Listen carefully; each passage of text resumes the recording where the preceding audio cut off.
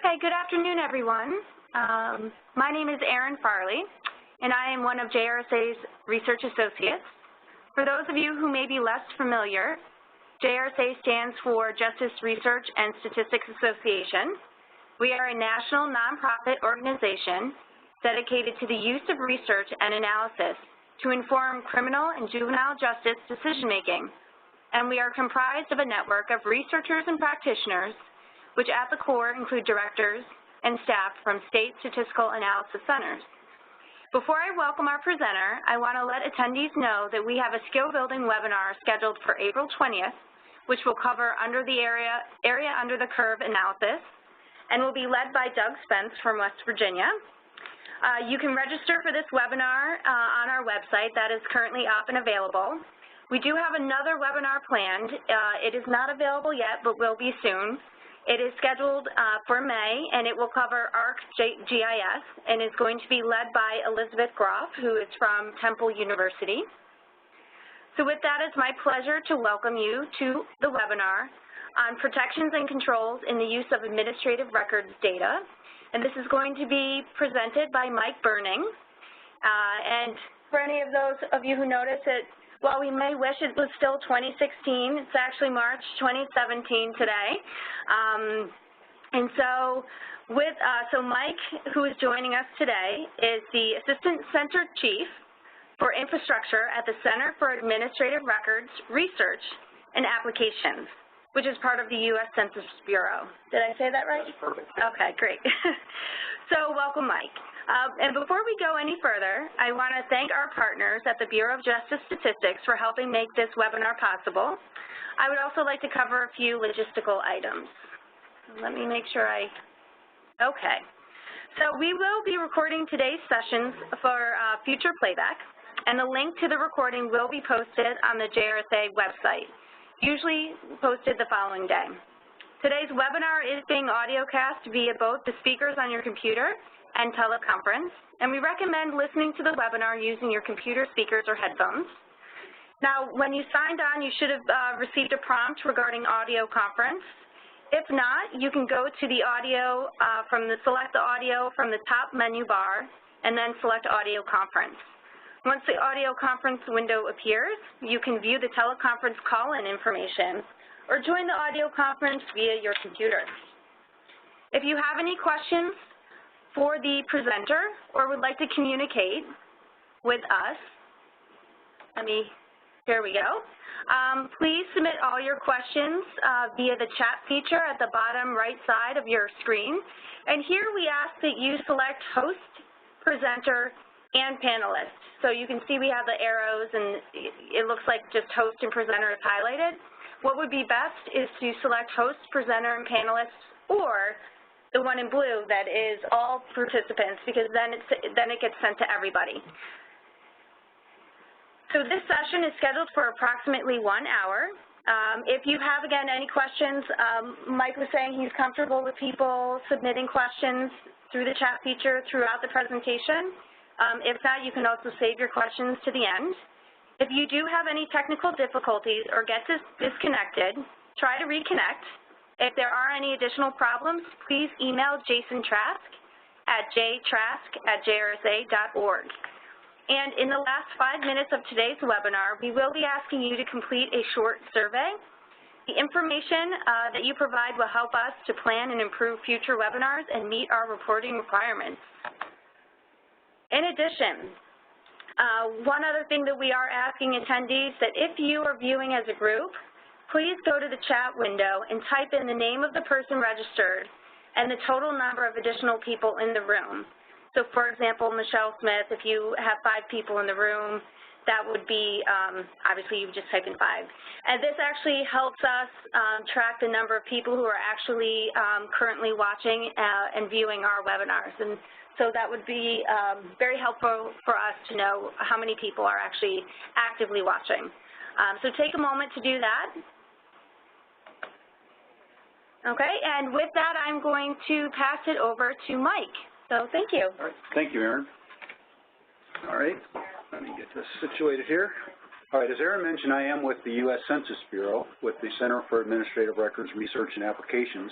We're physically located just outside the D.C. limits in Suitland, Maryland, a short subway ride away from downtown D.C. This presentation today is going to discuss how we at the Census Bureau and in CARRA, the Center for Administrative Records Research and Applications, protect the privacy and the confidentiality and the security, really, of administrative records data that we acquire at the Census Bureau.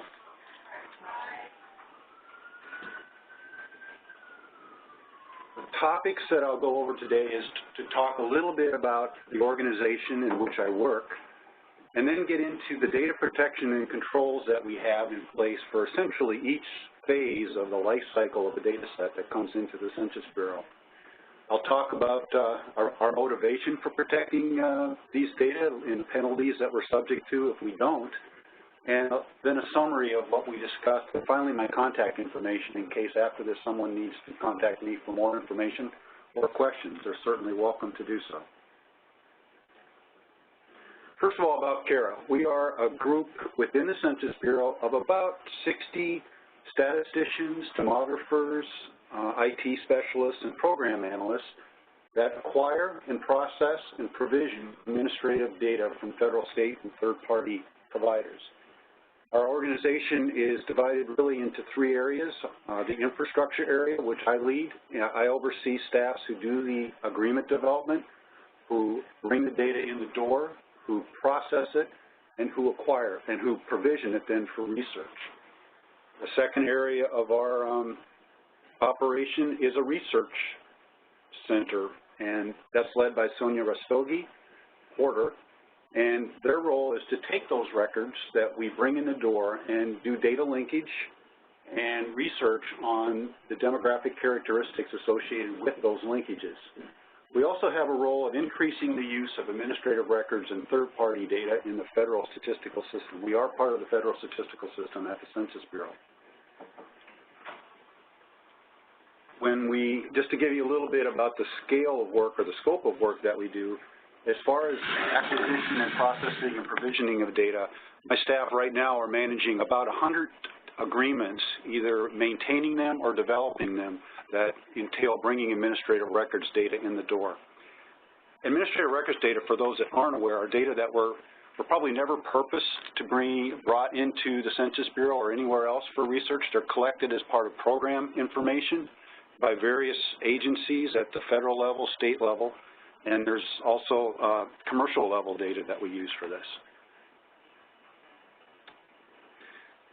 A little bit more about those data. This gives you just a snapshot view of the types of data that we bring in the door at the Census Bureau that we consider administrative records. As I mentioned, the federal records, we do on an annual basis get the Medicaid and Medicare enrollment data in-house. We get data from Child Care Development Fund data and TANF from the Health and Human Services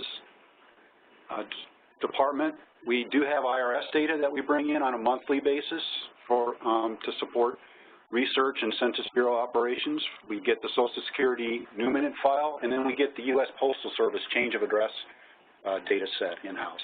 At a state level, right now we have a nationwide effort to acquire all 50 states worth of SNAP data, what used to be called the food stamp data, TANF, and also WIC data, Women's, Infant, and Children data. We do collect from all 50 states the UI insurance, unemployment insurance data, and we are also collecting from some states low-income home energy assistance program data. The reason we bring these data in are not just to support research, but we're also trying to support Census Bureau operations and survey operations, where we might be able to take characteristics from these data sets and enhance the Census Bureau data that we collect either through surveys or through the every 10-year decennial census. As I mentioned, we also bring in data from third parties. Those are generally commercial data sets that we buy, that we purchase. If you've ever filled out a warranty card or registered for a sweepstakes, chances are your information is in one of those data sets.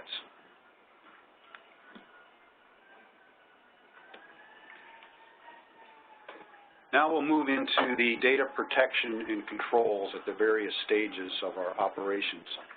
The overriding authority that we operate under is Title 13 of the U.S. Code, which authorizes us to acquire data at the Census Bureau from sources like I just discussed for statistical purposes only. We're not in any enforcement role. We cannot use these data in any way for enforcement role. It's for statistical purposes only. That's under Section 6. Under Section 8B, we're authorized to engage in joint statistical projects with other federal agencies or nonprofit organizations. And also we're able to, I guess, do work for hire under Section 8B, where we can run tabulations that are disclosure-proofed and make them available to other agencies for their research or studies. We have joint statistical agreements in place with probably, I'd say, almost 10 different agencies or organizations right now. That includes the Department of Veteran Affairs, Department of Health and Human Services, the IRS, and other federal agencies. So we do have several of those in place. What those involve are areas where we can show that we have joint costs and joint benefits to participating in these projects. And that authorizes us to bring these folks in as special sworn status, give them Census Bureau badges, and work with us side by side as subject matter experts in analyzing these data. So we bring administrative records data in the door by a formal legal agreement. That's, I guess, the first stage of our protections. The agreements can be one of, I guess I see 4 different types there. One is for data acquisition only, and that is where we are not providing a product back or a deliverable back to the source, but we're acquiring under that 6A authority to bring data in to do for statistical purposes only. Another type of agreement that we do for the acquisition of these data is to acquire it and enter into a joint statistical project, like I just mentioned, that we have to share equal costs and benefits to participating in that project. Also, as I mentioned, we do data acquisition and reimbursable work. And we, as part of our market research and acquisition for these commercial data or third-party data, we will put out requests for proposals outlining our requirements and then enter into contracts after a competitive process with those agencies to acquire those data.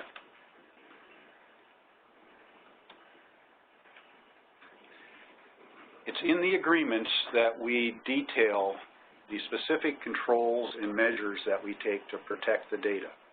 We describe jointly, under joint agreement with the source agency, what's the best way to bring the data in the door? How do we securely bring the data from where it lives at that source agency or entity into the behind the Census Bureau protected data firewall? We talk in the agreements about the retention period for the use of the data. Typically, we'll start in our negotiations with the source by stating a 2-year period where we will retain the original source data that come in the door. Once the data are linked as part of a process that I'll discuss later, that genie is pretty much out of the bottle. Those data are hard, those linked data are hard to get back. So we enter into retention agreements only for the source data that come in the door. In these agreements, we authorize the use of the data. Typically, we'll list the 5 or 6 projects that we are most interested in using these data to support in the agreement, in the contract that we enter into. So all agencies that we enter into agreement with are aware of how we intend to use the data. And we also put in a provision for additional uses. In the event that we find we could use these data for projects other than the original intent, we'll put in provisions of how that might be approved. And generally that includes us developing a project proposal back to the source and getting their written concurrence to use the data in those sorts of projects.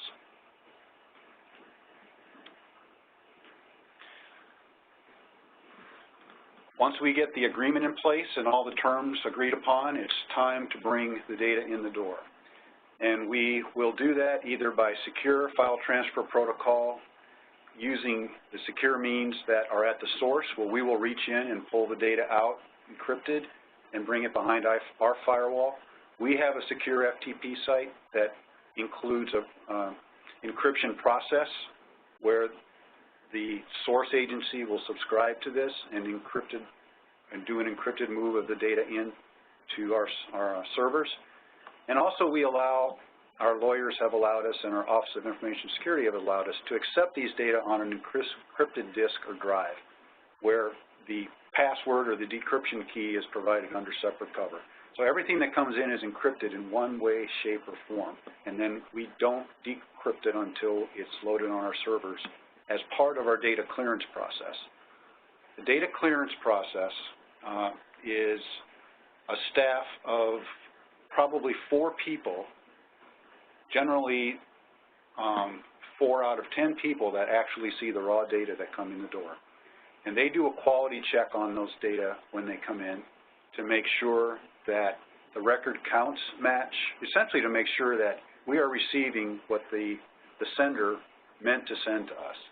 So we do a record count, we check the record lengths, we do a comparison of the microdata that we get against the metadata, the data dictionaries and the record layouts that the source agency provides us.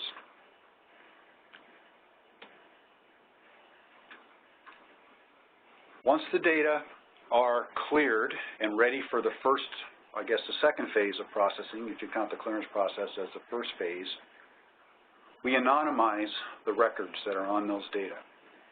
And we do that to the person information and to the address information that come in to us as part of that source file. We generally will be able to assign a unique anonymized ID to the record using one of 2 methods. The first is a probabilistic matching process that looks at the person identifiable information on the record, and through a source of reference files that include IRS data, Social Security administrative data, and other federal data, determine who that person is, if that person is linkable in our reference files. And if so, an anonymized protected identification key is put on the record. Another way of doing this to assign a PIC, or the protected identification key, is if there are Social Security numbers on the records and other good sources of data, we can take that Social Security number alone and through a PIC lookup table, assign that PIC without going through the probabilistic matching process of verifying that that person is indeed that person. From the address side, we'll take the basic street address and all the other geo information that's on the record, match it against the Census Bureau master address file, and then when it matches, we'll pull that master address file ID as an anonymized link key for that record, and then we'll drop all that personally identifiable information prior to provisioning it for research. So we protect the personal and address information that's on the records to make it available for research. Because we put all of our data sets generally through the same process, we have a high degree of confidence that when we link data set to data set, we are linking person to person or address to address. I guess our success rate in putting those PICs on the data set vary by the quality of the data that come in the door, but we can put PICs and MAF IDs on 99% of records, depending on the data set.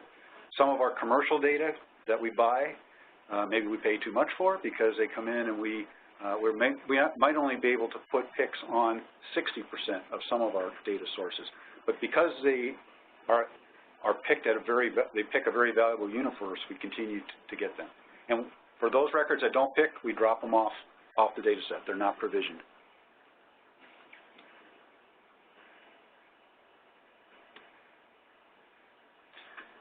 Once the data are provisioned, we have a formal data management system that authorizes use of the data and authorizes users and projects for the data.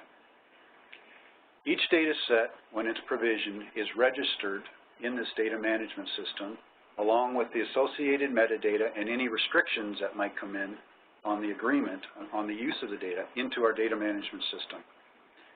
And each data set is assigned an information owner. My staff are information owners for most of the administrative records data that are in that system. I have a person that works for me that owns 1,500 different data sets. In this system is not only administrative records data, but also decennial census data sets and survey data sets. When a project that's registered in the data management system sees a data set in that system that they might be interested in using, there's a formal process they go through to request that data set be added to their project. That request goes to the information owner. The information owner reviews the agreement under which those data were brought in the door, looks through the metadata section of that registration field to determine if there were any restrictions of use beyond the agreement, and then will approve access or disapprove access depending on what the information owner finds during that search. If the access is approved, then there's another layer of protection where the server access controls are set to make those data available only to the authorized users. So we have a data management system and a data warehouse where the data set resides. The data set doesn't move from project to project, but access controls are set based on the approvals for use of those data.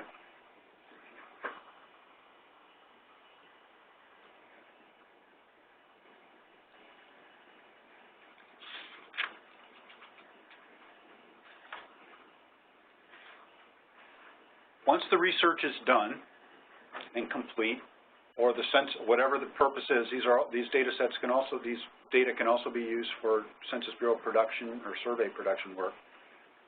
There's a series of reviews that have to happen with the output. There's a disclosure review process that always happens to the tabular output, any numbers that generate from the linkage of these data and from the research.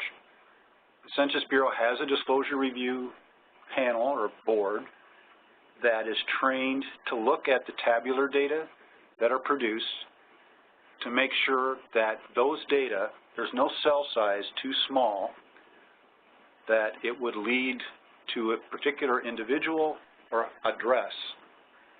Sometimes when we do cross-tabulations across multiple data sets, the cell sizes can get pretty small. That's where the researchers see the most valuable information, but those are the types of cells that cannot be released because they could lead a person to a household or a particular person. A statistical review might be done depending on whether or not there was an introduction of any new statistical policy or procedures involved in the research, and a sensitivity review might be done. If a survey data or if some administrative records data is being used as part of the process and the results are maybe not as flattering for that particular record, it's not that the output isn't released, but there is a sensitivity review that goes back to make sure that those findings are really what those findings are, and then a determination of what the impact might be of releasing that to any particular program or agency.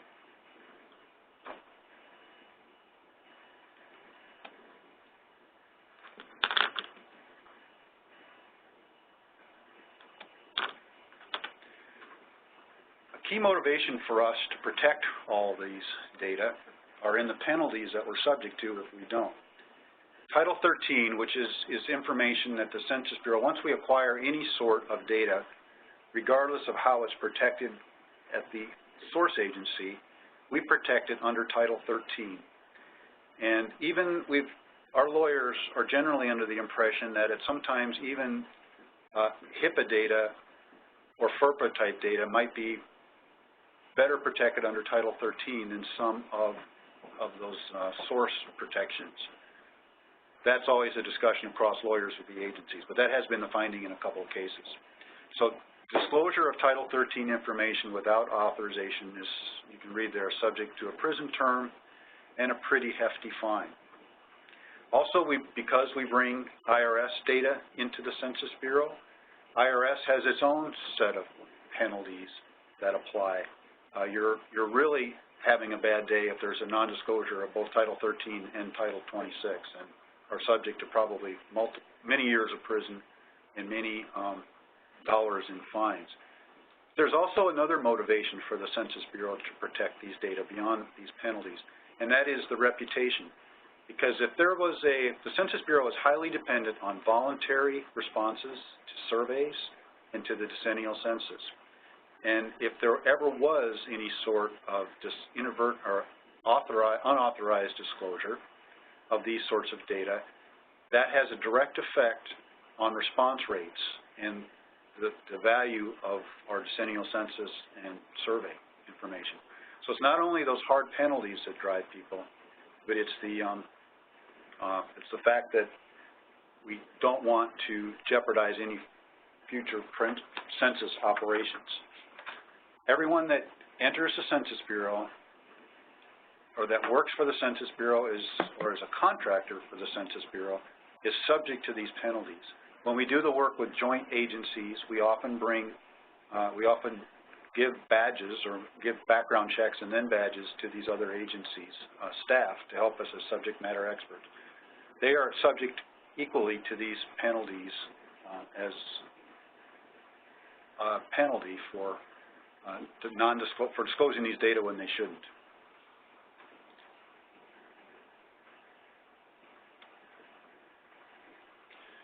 So just as a summary of what we discussed, the data protections and controls are in place for all phases of data that come into the Census Bureau, from the acquisition of the data to the time when the product is delivered. The data management system that we have in place ensures approved uses only for those data. Projects have to be approved in this data management system. People participating in these projects have to be approved in the data management system. And the data sets that are part of that project have to be approved in the data management system. The information owner has a critical role in this. That person, as I mentioned, is responsible for ensuring that these data that come in are only used within the scope of work under which they were acquired.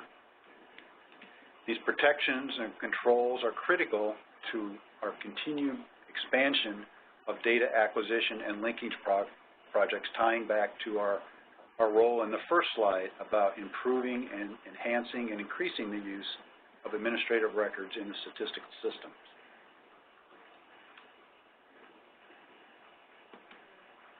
So that's the formal part of my presentation. If anybody has any questions or discussions, topics they'd like to bring up, I'd certainly be happy to entertain those. Well, I'll jump in immediately. I have a question for you. Just going back to when you were describing how to assign the PIC, the PIK, yes. Is personal identification key? Yep. Now, you had mentioned that the private sort of agencies that provide data, sometimes you can only create or identify, link a PIC to about 60% of what is provided. I was wondering, this might be too much of a specific question, but I was wondering, is it kind of like the concept of like selection bias, that the ones that you cannot assign this PIC to, there might be some patterns or something about that group that is not, you know, for some reason not completing the data that makes them different? That's definitely possible. The whole process is based on having a good name, having a good Social Security number, having a good address, and having a good date of birth. So if there's any of those factors that would influence a bias, that is possible. It could also be based on the quality of the acquisition of the data by that source agency. We found that many of the commercial vendors are really resellers, where they'll buy from one another and then create their own sort of product. So if you've got a bad PIC rate in one data set and a bad PIC rate in another commercial data set, there's always a possibility that it could be the same data or the same error that's being introduced across different companies. Okay. And then this might be too specific too. So you were talking about FTPs, and I've worked with a couple of data sets that required the use of an FTP, and I'm going to blank on a couple of them, but I most recently used egress, and I didn't know if you were familiar with egress or if they're now, obviously the Census Bureau is so big and deals with so much data. You guys have a private FTP. Right. Is there anything in your experience that the publicly available, you know, organizations or, you know, sources that provide standard FTP that people who might not have the abilities to have a private FTP, what's out there for people? I might not be asking that question correctly, but if you kind of... I don't know if this answers your question, but there is a wide range of technical sophistication across the sources of data that we acquire when it comes to moving the data from their system into our system. That's why we've got our Office of Information Security to agree with the hard disk, because the FTP often it's an unfamiliar territory with some of our sources, especially as we work with some of the, we have municipal customers as well, where we acquire data where they may not be staffed to take the time to figure this out. It's not their job. That's not their role. We often run also into a situation where we'll work with one set of people to develop the agreement to acquire it. They assure us that this capacity is in place to do the FTP. Then when it comes time to move the data, the poor person who was not involved in any of these conversations before are put in a place where they're going to have to try to figure it out. So we do run into situations where there's not a lot of opportunities or capacity to do the FTP from those sites. Okay. You know, it looks like we might have a question, so I'm going to open it up. And then I'm also, let's see, I'm also going to take the time to run the poll, so everybody should also see the polling option. Let me see if I get this open. Okay. All right, so we'll answer some questions and also have the polling up for everybody to take a moment to fill that out. And so let me just, okay, let's see. All right, if one has census sworn status for a research data center, is it the same census sworn status for CARRA? Yes, it's the same process that one goes through to get a special sworn status.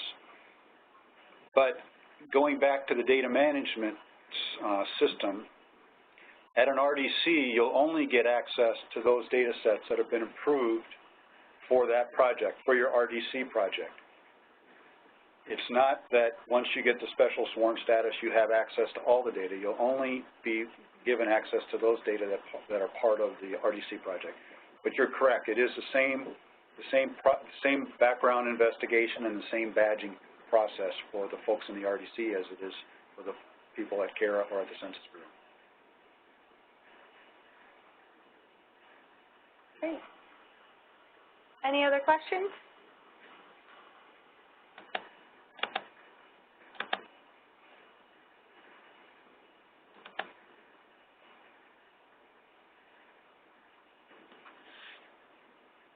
Okay.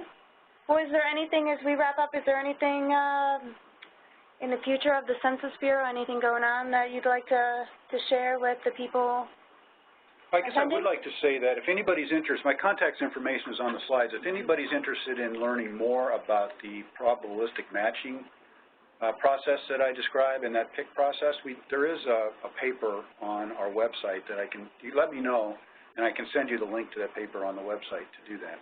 Okay, great. I think administrative records are playing a larger role in the Census Bureau in research and in production areas where we can use the characteristics that are on these data to enhance our surveys and our decennial census. There's research going on now where, again, that's why we're going after the state data as much, to see what we can do to improve the quality of a decennial census and cut costs of the decennial census. And the administrative records are kind of at the forefront of that possibility. But it's still under research, and it's not a definite operation yet, but there's lots of research going on. Okay, great. And it looks like we have another question. So it says, I'll read it. You mentioned verifying the record count when you receive files from contributors. Do you do other data quality checks on the data? For example, do you check the nonsensical distributions in variables such as sex or race?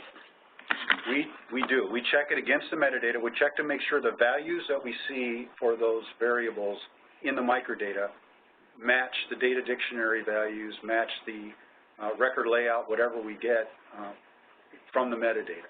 So we do those distributions, and the distributions are obviously a set of tables that are saved and then made available for the next phase of the processing staff to make sure they are up to speed on any quality issues that they were found during that clearance process.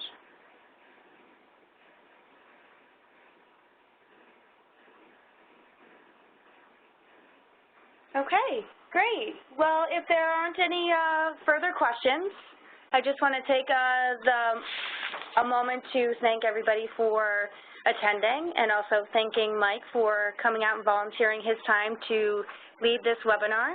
And keep an eye out for future webinars that we have in the next couple months. And you will see this available, if you want, to let your colleagues know on our website in the next day or so. So thank you, and take care. Thank you.